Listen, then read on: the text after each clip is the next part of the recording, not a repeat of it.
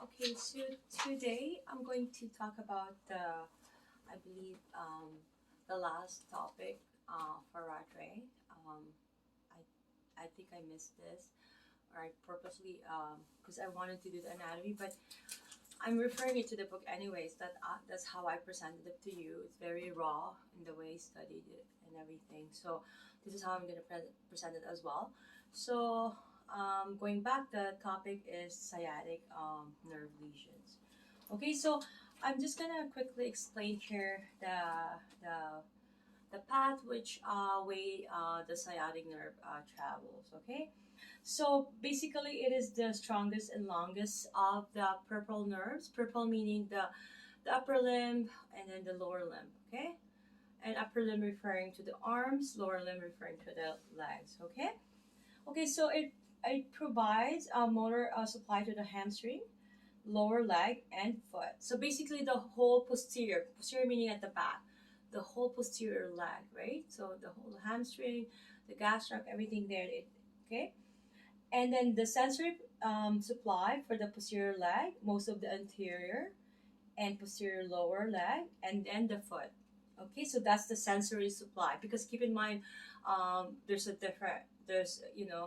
sensory supply is different from motor supply. Okay. Okay, so the sciatic nerve consists of two independent nerves, so the tibial and then the peroneal divisions. Okay, so which travel together down the posterior leg as the sciatic nerve until reaching just proximal to the popliteal fossa. The popliteal fossa is the back of your knee, whereas the soft, um, there's a lot of cushions there, as you can see. It's very soft. So that is the popliteal fossa. Okay. So 10% of the population, the two nerves remain distinct as they travel down the leg. Okay, so the nerve leaves the sacral plexus, passing through the greater sciatic foramen, and usually under the piriformis muscles. Okay, so that's what's happened, right? Because it travels under the piriformis muscles. Right. Um, when a client comes for, let's say, therapy, they're gonna be complaining of radiating pain down their posterior leg, right? And it's the same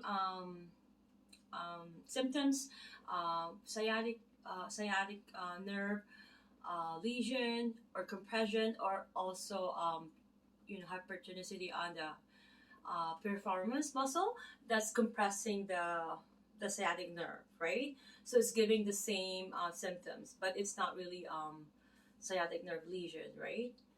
Okay, so keep that in mind. And also, lesion doesn't have to mean rupture, right? It's like an adhesion that's happening, and there's a lot of blockage that could happen that don't down that path. Any nerve root compression, any bone growth or deformity, and so forth and so on. Okay.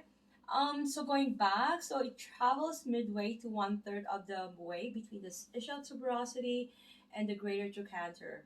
Okay, so the nerve then goes deep, following the adductor magnus down the leg. Okay. Um, so at the popliteal fossa, the nerve splits into two branches. The tibial nerve is the larger of the two nerves. So as it continues, it courses through the popliteal fossa, and then it is joined by the tibial vein and artery. They travel as a neurovascular bundle between the heads of gastrocnemius, supplying motor function to these muscles as well as the soleus, plantaris, and popliteus, with branches to the tibialis posterior, flexor hallucis longus, and flexor digitorum longus. Okay. Um, we're gonna talk about the ankle on a separate um,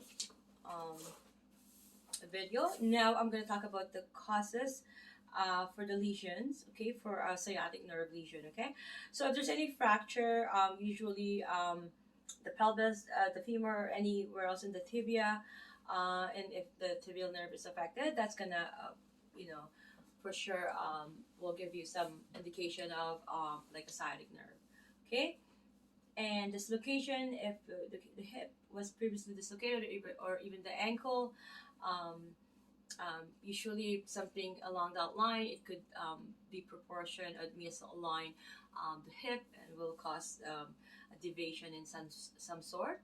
okay, and then which will eventually lead to a postural dysfunction.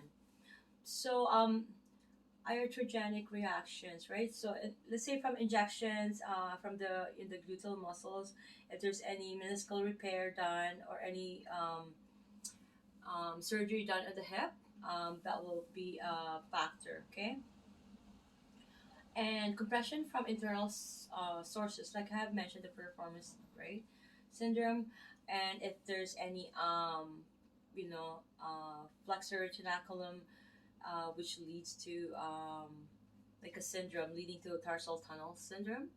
Okay, so from a ganglion, or if let's say there's a swelling also for a Morton foot structure. So if there's any swelling that's causing that, it could be a factor. Okay, so compression from an external source could be that against the fibular head, for example, a cast or a splint, crossing the legs affecting the peroneal division, or prolonged squatting, which compresses the nerve under the tendon of peroneus longus. Okay, so compression injuries can result in a first degree neuropraxia, right, and or second degree axonotmesis nerve lesion. So trauma such as a contusion in the gluteals. Okay, what's the presentation?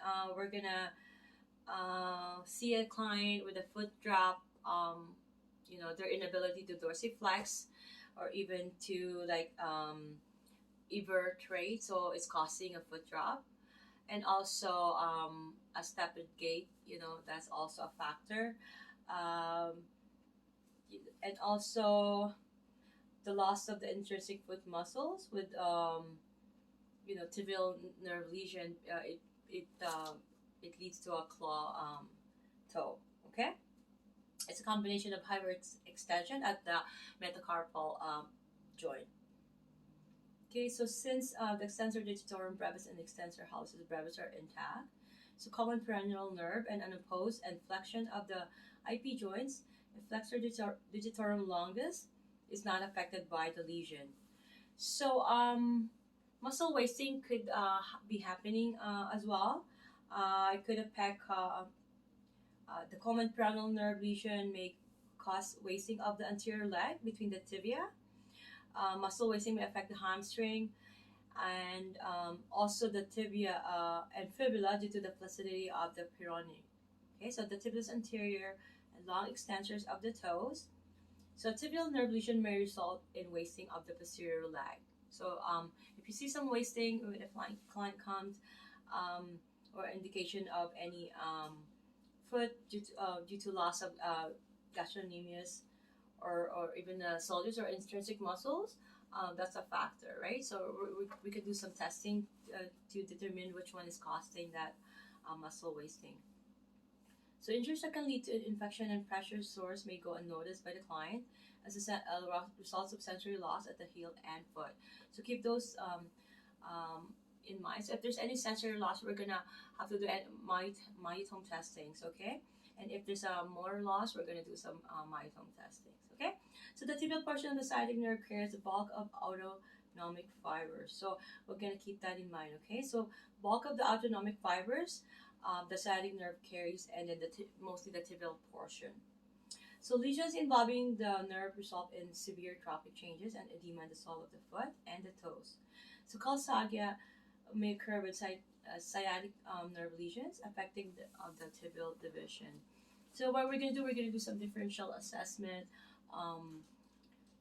If there's any lesion going on from L4 to L5, if there's any prolapse disc that's happening, we're gonna try to locate where there's any sensory dysfunction. Let's say, for L5 dermatome, we're gonna check, the outer aspect of the leg. So a peroneal nerve lesion results in the weak tibialis anterior. Okay, so extensor hallucis longus and foot everters causing foot drop. So keep those a hint in mind, and those are the symptoms that we can differentiate which is which between these lesions. Where is the locations? Okay, so sensory dysfunction is experienced over the entire aspect of the outer lower leg and most of the dorsum of the foot. Okay, so sensory dysfunction as a result of a lesion, there's that tibial division and the peroneal division. If there's any altered sensation in the posterior leg, the heel and sole of the foot, including the toes, that's the tibial division. So if there's any altered sensation in the lateral and anterior surface of the lower leg and foot, not including the toes, as well as the area medial to the medial malleolus and a thin strip at the edge of the foot, this area is supplied by the saphenous nerve. So anesthesia is experienced on the dorsal surface of the foot at the web space between the great toe and second digit. Okay, those are the varying factors and symptoms or any sensory deficit that could be happening with sciatic nerve lesion. Okay, thank you so much.